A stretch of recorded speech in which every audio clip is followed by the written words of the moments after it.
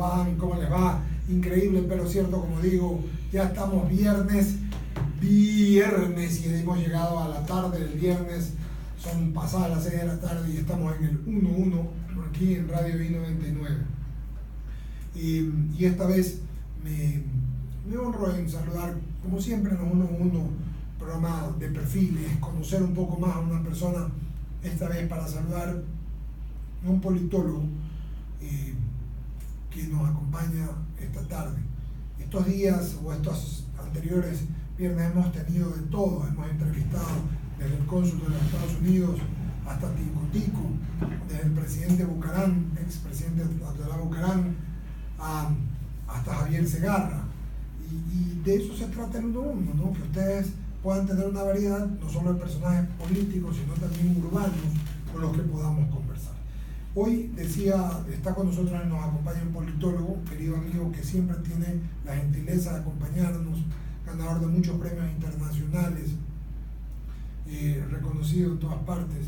Me refiero a Osvaldo Moreno, a quien saludamos y le decimos buenas tardes, bienvenido a I99 y al 1-1, mi querido amigo. ¿Cómo le va? Buenas tardes, un gusto siempre estar acá en I99, un espacio que siempre ha estado abierto para los profesionales ecuatorianos desde el inicio, a la orden. Osvaldo Moreno habla siempre de política, ¿no? Antes, yo siempre hago este comentario, antes de los comentaristas deportivos, antes de hacer comentarios deportivos, son del Emelec, del Barcelona.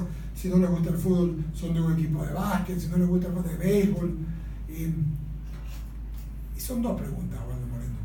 ¿Cómo le nació esta inquietud por estudiar lo que usted estudió y hablar de politología, de política?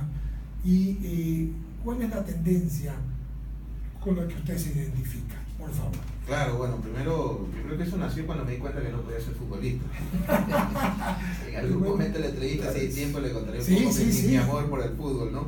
Esto es un poco difícil de determinar porque realmente determinar la vocación, yo creo que se nace con eso, ¿no? Al menos en mi caso es un poco difícil decir, empecé tal fecha, en tal año, con tal acontecimiento. Me parece que siempre fue así, ¿no? El otro día en un cónclave donde fue en Bogotá, un colega de 30 años me decía, yo tengo 25 años de experiencia. Y yo le digo, ¿qué tiene? Le digo, hermano, le dice 32, o sea, empezaste a los 7, sí, lo que pasa es que yo iba a los meetings con mi abuela. Y eso me hizo repensar un poco porque de alguna forma yo siempre contaba esto desde senior, digamos desde el 2005 cuando arrancamos en Paraguay a trabajar con los colorados. Y me hizo repensar que mi padre, me acuerdo clarito, mi padre en los 80, cuando todavía se podía, cuando la gente iba a los meetings, me acuerdo que íbamos muy disciplinadamente a los meetings del ingeniero Férez Cordero en el modelo y a los meetings del doctor Rodrigo Borja o en las 4 esquinas o en el Coliseo Walter Paredes. Pues la familia iba, es una cosa como el fútbol. Y era un show, pues. Sí, recuerdo que yo era hincha del doctor Borja en esa época y desde muy chico, de los 5 o 4 años, tenía el afiche del doctor Borja y mis hermanos, cada hermano tenía una ventana, ¿no? Un hermano era del ingeniero Férez Cordero, había otro cada hermano tenía su posición. Sí, claro. Y eso habla muy bien de su padre, ¿no? Y del hogar, de su hogar, porque eso es mantener, cada uno, dejar que cada uno mantenga. Entonces eso a veces me hizo repensar, entonces, ¿cuándo empecé? ¿Puedo decir 40 años? No puedo decir 35, tantos años, pero en todo caso eso empezó desde la universidad también. No había la carrera de ciencia política en todo el Ecuador, eso es una vergüenza todavía, creo que hay una nomás. Y Casa Grande, ¿no? podíamos optar por digamos, la carrera entrando a la Facultad de Derecho. Entonces ahí nace el tema, me ingreso, termino el pregrado, soy candidato a la Federación de Estudiantes, en esa época bueno, había solo 3 universidades en Guayaquil, la Católica, la Laica y la Estatal. De hecho Correa salió de ahí también, el alcalde de Boda, algunos personajes. Y resulta que después de haber sido delegado al Consejo Universitario y haber encabezado muchas campañas electorales ganadoras, casi todas en la universidad, en la federación, en las facultades, cuando soy candidato pierdo. Y eso me hace repensar muchas cosas, me di cuenta de esto es lo que a mí me gusta, pero estas cosas tienen que ser profesionales, ¿no? Y finalmente, recuerdo mucha gratitud al doctor Michel Lumet, un saludo si me escucha, nos promovió unas becas en Argentina, en la Universidad del Salvador, en la Universidad Jesuita, la que fundó Bergoglio, de hecho, y la cerró también. Y ahí estudiamos el doctorado en ciencia política y la maestría en marketing político. Y bueno, ahí vino en el camino gente que justo eso ya pensaban, ¿no? Nosotros, mi generación era la gente que se juntaba con gente mayor para aprender. Las nuevas generaciones se quieren juntar con gente mayor para enseñarlos, ¿no? Entonces, a partir de ese momento, bueno, empezó y tendencia un poco complicado, ¿no? Yo tengo más filtros morales que otra cosa, ¿no? Que ideológicos, ¿no? Es decir, tengo complicaciones con partidos que promueven el aborto, si tengo complicaciones con partidos que promueven la legalización de las drogas, digamos complicaciones de laborar con ellos profesionalmente. Tal vez ideológicamente la extrema izquierda de la derecha, de pronto podría ser, pero no tengo una definición, al menos que me lleve al punto del sectarismo, ¿no? Sí, mucha gente es interesante, ¿no? Y coincido, porque usted no es un hombre sectario, yo tampoco, y eso es importante. ¿Se puede vivir de la ciencia política? Porque mucha gente dice que la ciencia política o las ciencias políticas son complementarias, ¿no? Que uno debe estudiar derecho y ciencia política, o economía y ciencia política, o sociología, para complementar con una carrera. ¿Se puede? Bueno, primero no hay ciencias políticas, hay una ciencia política. O sea, yo creo que, lo voy a decir con mucho respeto, pero ya desde muchas facultades de ahí empiezan mal, están espurias porque el nombre está mal. No hay ciencias políticas, hay una ciencia política. Y la primera facultad de ciencia política formal fue la que hizo Duverger en Francia en los 40. Hay una discusión en la cual yo a veces estoy de acuerdo, a veces no. Dicen que los politólogos despojamos a los abogados del debate antes era un debate, digamos, a nivel político entre economistas y abogados. Hoy por hoy es un debate, digamos, entre politólogos y economistas. Pero me parece que la profesión como tal se ha ido profesionalizando, valga la redundancia. Cuando yo me gradué, cuando yo terminé de estudiar y cuando regresé del Ecuador por estos posgrados que realizamos, había dos caminos, ¿no? El uno era o la docencia, y te digo que ser profesor en el 2005 era muy difícil. Pues, aún ahora los profesores se quedan mucho horas para superiores más. No, total. Pero era una cosa súper honorífica porque no se ganaba nada. Yo creo que una de las cosas de la democracia, y siempre he valorado de usted cuando hace analista, es que hay que ser más que concesiones, es que lo que me enseñó mi padre, no hay que ser bueno ni malo, sino justo, ¿no? Y me parece que entre las cosas que nos legó el correísmo, salvo esa versión criolla de Alibaba y los 40 ladrones, de las cosas buenas que nos legaron, con errores por supuesto. Yo creo que un error de la ley de educación fue mandar a la casa toda la historia viva del siglo XX. Imagínense a los profesores de 70 años. Extraordinario, maestro. Una barbaridad, eso fue. Médicos, abogados, ingenieros, que no tenían maestría ni doctorado, pero que su maestría y su doctorado lo habían hecho toda su vida. Todos mis profesores de doctorado en El Salvador, en Argentina, se llamaban El Salvador, eran gente que participaba los 80. Y ahí se da un caso curiosísimo, ¿no? Tenía profesores de ultraderecha, ultraizquierda, socialistas, de muerte de cristianos, y todos eran peronistas. Pero en todo caso, sí se puede. Yo tenía dos alternativas: o ser profesor, que en esa época, hablemos de lo bueno que pasó, te pagaban $5 la hora. Si ibas en un colectivo a dar clases y te caías al bus, te morías y se acabó. Solo los parientes entre ellos se ponían los nombres a la biblioteca. Cada vez que moría un accionista le ponían un nombre. Todavía pasa. Entonces en esa época era un camino, ¿no? Y era terrible porque varias universidades que todavía existen, uno daba 50 horas y llegabas al fin de mes y te decían, no, solo le podemos pagar 39 porque si no tenemos que afiliarlo. Esa era la Universidad Ecuatoriana, hay que reconocerlo. Y la otra viene a emprender. Entonces traté de sostenerme en las dos vías porque la docencia me parece que es una obligación civilizatoria que tiene, así como hay que reproducirse, creo que hay que la obligación de educar para preservar al género humano. Y llegó un punto en que se me hizo insostenible. Yo he dado conferencias y clases tal vez en 100 universidades en el mundo, pero ya el tema de pregrado, de poder estar de planta en una universidad, lo pude sostener hasta el 2010 tal vez, ¿no? Y ahí vino el emprendimiento, que es el tema de la comunicación política, donde yo percibo que hay mucha fantasía. La gente se imagina que uno vive en un avión, bueno, a veces sí, pero hay muchas, no solo son las campañas electorales, ¿no? Tienes manejo de crisis, que digamos que los organismos especializados nos consideran expertos en eso. Tienes también la formación, tienes el manejo de los gabinetes de gobierno, la asesoría a empresarios que quieren ver el mundo y las campañas.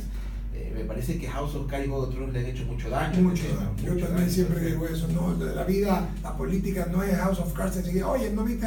Eso es una película, eso está escrito por un guionista que quiere ganar el billete en una serie. Sí, yo eso le dije a Patricia Llanos de CNN, para entender la política hay que leer un poco más y ver menos House of Cards, ¿no? Entonces me parece a mí que hay muchos elementos de mucha fantasía y hubo muchos eventos, ¿no? Hace 5 años, 6 años éramos 100 en toda la región, ahorita hay 3.000, de los cuales 2.800 son venezolanos y españoles. Creo que la crisis española, que España está igual pero que en Venezuela en cifras, solo que eso no lo dice la prensa, la crisis española y la venezolana generaron un boom de profesionales.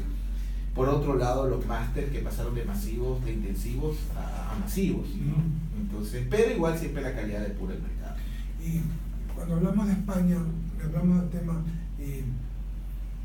pensamos, y en Venezuela es por la crisis institucional política, Osvaldo, o por una de las dos. Lo que pasa es que Venezuela es un caso bastante delicado, ¿no?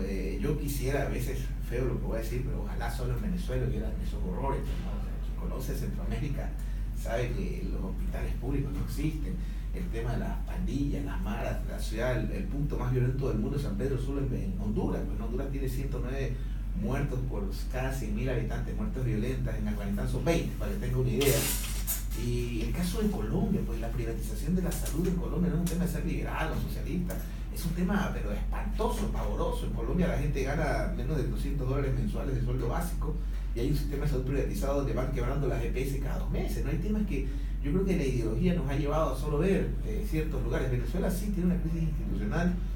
Gracias a Dios, fíjense usted en estos días que hay diálogo, no hemos tenido noticias de represión, para que vean que el diálogo era necesario, porque es muy fácil, imagínense, desde WhatsApp, desde YouTube, pelear una guerra civil, o sea, desde Miami cualquiera puede ser valiente. Igual desde las redes no se puede pedir una cosa de esa, ¿verdad? No podemos, perdón, no podemos nosotros pretender que esto se convierta en Siria, en el Medio Oriente, sin perjuicio de los errores que ha cometido. ¿Usted cree que el diálogo era básico? En todo el diálogo. Es que el problema es que el tema, como siempre yo lo digo, a mí no me inviten a concursos de quién odia o ama más a Correa, por ejemplo, porque en eso se ha convertido el debate, al menos y es una discusión que teníamos. Sigue marcando al expresidente en la cancha, que no debería, no el tablero, ¿no? O sea, aquí es un tema fantástico, ¿no? En nuestro país, la primera etapa de la izquierda o del correísmo, terminó la prensa privada asumiendo el rol de oposición porque no le daba a la oposición ideológica para tener ese rol. Y en la segunda etapa, la oposición la termina cooptando el correísmo ortodoxo. O sea, sigue la oposición ideológica de expectante. Primero fue la prensa privada, hoy creo que es la oposición, el correísmo ortodoxo. Porque hay una situación interesante. Siempre, de las cosas que nos legó Correa, insisto, buenas y malas, hay debates que me parecen interesantes. El del famoso estado de opinión, ¿ya? Y yo en lo personal reivindico el estado de opinión, porque yo sé dónde está Eduardo Mendoza, yo sé quién es el gerente de I-99, yo sé dónde quedan sus oficinas. El estado de opinión se lo puede regular. Ustedes tienen normas éticas que cumplir y si no las cumplen tienen que pasar por las leyes. El estado de viralización, ese es pavoroso. Decía Humberto Eco, las redes sociales son el espacio abierto para las ideas de los idiotas. El estado ahora, por ejemplo, está habiendo un debate. Por un lado, los que la alternabilidad no es necesaria por Evo, por otro lado no importa, o sea, poco menos falta que estuviera, si Margaret Thatcher estuviera viva, la quisiera vitalicia. O sea, la alternabilidad es un principio que está sobre los sistemas de gobierno. Que como que yo soy experto, digamos, en sistemas de gobierno, en políticos comparados, etc. Sí. El sistema parlamentarista y el sistema presidencial son totalmente distintos, eso es cierto, pero el concepto de alternabilidad es el mismo. Entonces yo leo en las redes a gente que tengo respeto, docentes que no es lo mismo la Merkel sí puede estar 100 años y Evo no, o sea, poco menos de Evo no porque es indio, no, o porque es de izquierda. O sea, el concepto de alternabilidad es el mismo para el sistema parlamentario que para el sistema presidencial. Entonces eso genera en las redes un tema de un estado de viralización. Mire, yo recibo 100 mensajes al día. Y ya no recibo gigas de pornografía de todos los grupos del colegio. ya tengo bloqueado eso en el teléfono, pero yo recibo 90 de cada 100 noticias son falsas. Ejemplo, vamos a ver la comunidad europea, usted veía a Sarkozy y a Zapatero, que son de dos tendencias totalmente distintas que coexistían. Entonces, a mí me parece que la izquierda, entre varios errores que cometió en no aprovechar este momento histórico, porque generalmente las potencias, o los imperios, como quieran llamarlo, surgen de la debilidad de otro. Y está más que claro que los Estados Unidos están en una lucha intestina en no bajar, digamos, ya no es la posición bipolar, ahorita tiene una Rusia que se ha repuesto, porque hay que reconocer que Putin tiene un liderazgo extraordinario. Tienes una China que entendió, cuando hablan del imperialismo chino, yo me pongo a pensar, yo nunca he visto una base china en ningún lugar del mundo, ni he visto aviones chinos bombardeando a nadie, ¿no? Los chinos entendieron que este es un tema comercial y terminaron arrebatándole el capitalismo a los capitales. Es decir, hoy por hoy yo creo que si usted y yo nacimos debiéndole al rey de Inglaterra, ahorita mi hijo le debe al Partido Comunista de China. Cambió la deuda, ¿no? Totalmente. Pero usted lo ve. Floriana ahora es deuda chiste. Sí, total, pero en todo caso está, no sé, en una carretera que sí, que la facturaron 8 veces más, bueno, de eso se encarga la Contraloría y la Fiscalía, pero en todo caso me parece que en ese contexto Latinoamérica tiene o tenía una oportunidad para, ante ese bajón de Estados Unidos, presentarse como una alternativa emergente, que es lo que era Brasil. Pero bueno, en todo caso la izquierda como tal, después de un desgaste de 10 años, lo extraño sería que no lo sufra, y yo creo que siempre que existan facturas pendientes o banderas pendientes de reivindicación, habrá espacio para la izquierda. Eso es real. Y usted habla de la derecha remozada o la derecha, yo diría, con posibilidades de reivindicación social, ¿tiene posibilidades también, María Caratín? Sí, yo creo que hay, bueno, para todas las posibilidades de otras. Bueno, hay derechas y derechas. Eso es lo que me refiero. Cuando hablamos de esta derecha que sueña vivir en un paraíso fiscal, que no quiere pagar impuestos. Usted lo escucha de Nebot y habla de un hombre que habla de socialismo de mercado, de capitalismo social, o sea, habla de reivindicaciones que normalmente no lo escuchan en un hombre totalmente de derecha extrema, ¿no? O sea, yo creo entre Lazo y Nebot, yo creo que Nebot es el moderado, digamos, ¿no? Y obviamente una cosa es el Nebot, gobernador de Flores Cordero en los 80. Esa es la realidad, la experiencia. Y otra cosa, un hombre de 70 años, un hombre con una visión social distinta. Una visión social. Seguramente equivocado en algunos aspectos, como todo ser humano, sin duda, pero en todo caso me parecería a mí que el referente más formal, digamos, porque digamos, lo de Lazo fue un proyecto, pegaron en el palo, yo creo que hicieron una extraordinaria primera vuelta. Yo creo que las expectativas de ellos se quedaron allí, ¿no? Fue de la entrada fue. Yo creo que hicieron una primera vuelta fuera de serie, sí, de catálogo. La segunda, en cambio, fue a la inversa de catálogo. Yo creo que House of Cards hizo mucho daño. Creo realmente que ellos mismos, después de hacerla, no creyeron que estaban en la segunda vuelta. Creo que me parece. Hubo una serie de errores. Primero, las convocatorias a los dirigentes era aquí en el Hotel Colón, partamos de ese punto. Empezaron a trolear a su aliado natural más importante que ellos, Nebot. Hubo una serie de errores. No lo digo la campaña de ellos, sino en la comunicación en general, que eso no lo puedes manejar desde un gabinete de campaña. Que podría dar una lista más. Sí. La foto con Osvaldo Hurtado y todo el Dream Team de Baguar. O sea, hubo una serie de errores que de hecho en una conferencia la voy a compartir en algún momento. Ahí tengo algunas puntualizaciones más, pero cometieron el control electoral fue deficiente. Hubo una serie de errores que se cometieron, pero bueno, hay un mérito extraordinario que fue haber llegado a una segunda vuelta, y ahí se ven algún tipo de contradicciones, ¿no? Por un lado, usted ve que en el bloque asambleísta, con la alianza Creo Suma, Maduro, creo que votación y media, y malo bien el Movimiento País sigue unido y votando el bloque. Llevamos 30 minutos de increíble, pero cierto. Yo tengo una filosofía también, vamos a ver si la compartimos. El populismo siempre fue un enemigo en el Ecuador de la izquierda. Mientras hubo populistas, la izquierda no gobernó. Assad Bucarán, el capitán del pueblo, Abdalá. Cuando lo sacan a Abdalá, ¿por qué? Porque el populismo como tal, sobre todo en la costa, tiene mucha fuerza, tiene mucha entrada, porque la gente coincide con los criterios de los populistas. Cuando se queda fuera el PRE, se queda fuera el PRE, se arma, no había quien reivindique, y viene el presidente, vino Alianza País con su postura. ¿No cree usted también eso? Mire, acá esto es como la medicina. Hoy en día ya el médico no dice abra los ojos, abra la boca, sáquese la camisa. Hoy día le pregunta ¿de qué murió su papá? ¿De qué sufrió su hermano? Todo está en el ADN. Sí. En nuestro país tenemos una laguna mental histórica. No entiendo por qué, porque ningún politólogo, no hay muchos trabajos al respecto. Por ejemplo, uno va a Argentina y encuentra bibliotecas enteras solo de Perón, o de Venezuela de Bolívar, para Bolívar en otro caso. Tenemos una laguna mental con el velasquismo. Hay un hueco, hay un personaje que gobierna Ecuador desde los 30 hasta entrado a los 70, prácticamente todo el siglo XX, que no se lo estudia a profundidad. Yo en lo personal creo que el populismo como tal, sí, obviamente, si nosotros vamos a leer a Oppenheimer, a Montaner, esta lectura sobre el mercado, mandadas de Miami con gente que piensa en español, pero no puede usted en una silla de oro mirar hacia abajo y decir, no, esto tienes que hacer y esto expertos no. En Venezuela que nunca han ido a Venezuela, gente que habla español pero piensa en inglés y piensa en inglés británico, ¿no? y viven en Miami.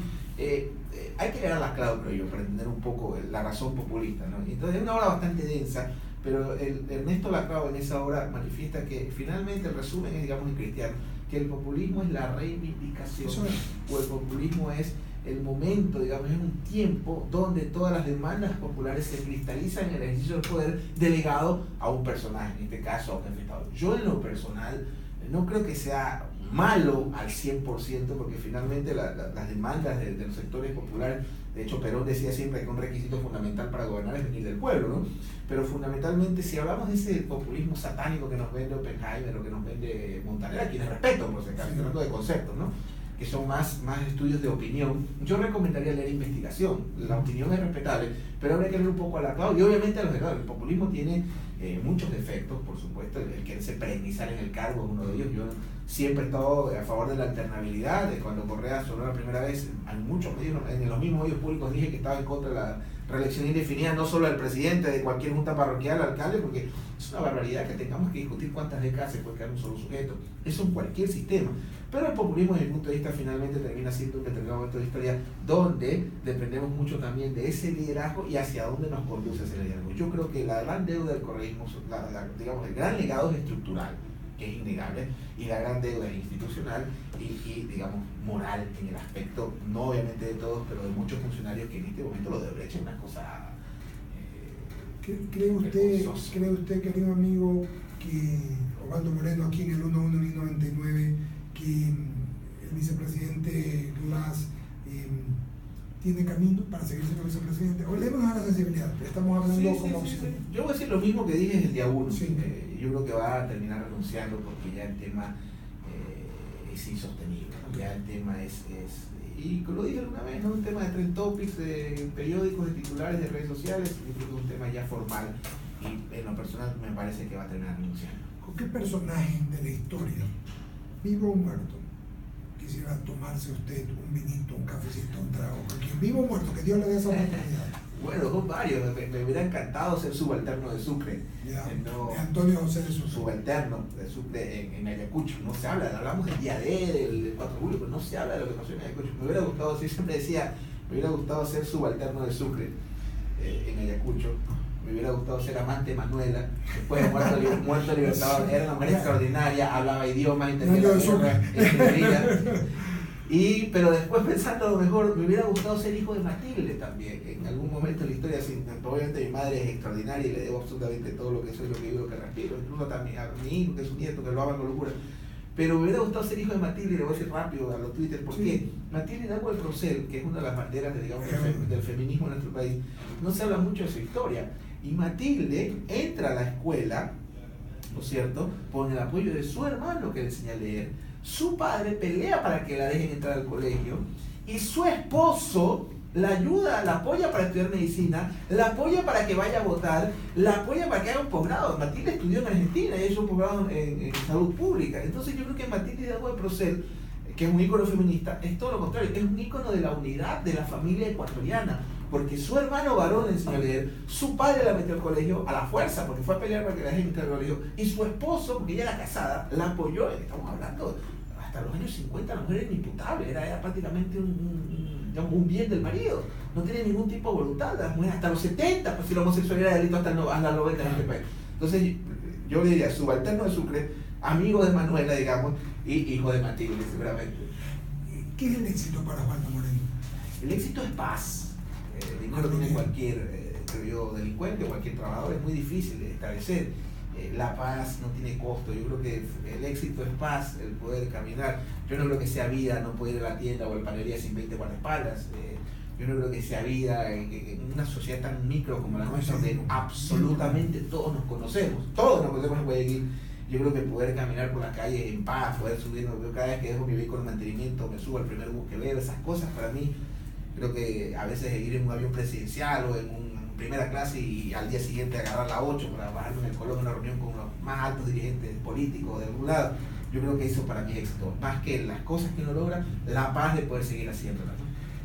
Viene el nombre de un presidente de la República que usted recuerda, en los últimos 30 años de la época hermana, un presidente de la República. Yo creo que por siglos, en el siglo XIX, yo creo que García Moreno es el tipo que hay que reivindicar. Creo que la ideología le ha hecho mucho daño a este personaje fuera de serie, que bueno, usted no puede analizar por contextos con una visión del siglo XXI un personaje del siglo XIX, ¿no? Entonces García Moreno, o sea, ¿qué puedo pensar yo de un tipo que puso el primer observatorio astronómico en Quito cuando no existía en toda América, o que trajo a los científicos más doctos de la época de todo el mundo, Alemania, al Ecuador, pues, que hablaba de ecuación bilingüe, y hay gente que dice francés, español, mentira, era español quichua, ¿no? Que hablaba de la...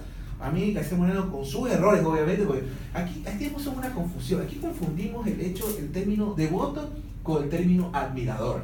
Devoto es uno de los santos, pues. Santo era San Agustín Sí. levitaba. Santo era San Francisco de Asís, que hablaba con los perros. Yo no hablo con los perros, yo no vuelo. Santo era Santo Tomás de Aquino, que el padre lo encerraba con 9 mujeres desnudas, con todos los tragos y no tomaba un trago ni tocaba ni a una mujer. Eso hacen los santos. En cambio, ser admirador, por eso yo soy devoto de los santos. En cambio, soy admirador de hombres o mujeres, para que no me enjuicien por género, que puedo imitar. Entonces, soy admirador de Bolívar, soy admirador de Sucre, porque al que usted admira, a diferencia del que es devoto, precisamente porque no es santo, usted lo puede admirar. Y del siglo XX, yo creo que Isidro Ayora hay que reivindicarlo. Sí, porque no le dan la bola que merece, ¿no? Por lojano, por médico. Sí, probablemente porque además fue un hombre que construyó mucho, ¿no? Y acá más es la exposición que nosotros. ¿Y el siglo XXI? El siglo XXI, yo espero poder vivir cuando estén 20 años después de muertos y poderlos analizar con... Deme el nombre de un alcalde, Juan Moreno. Y un alcalde de Guayaquil. Olmedo.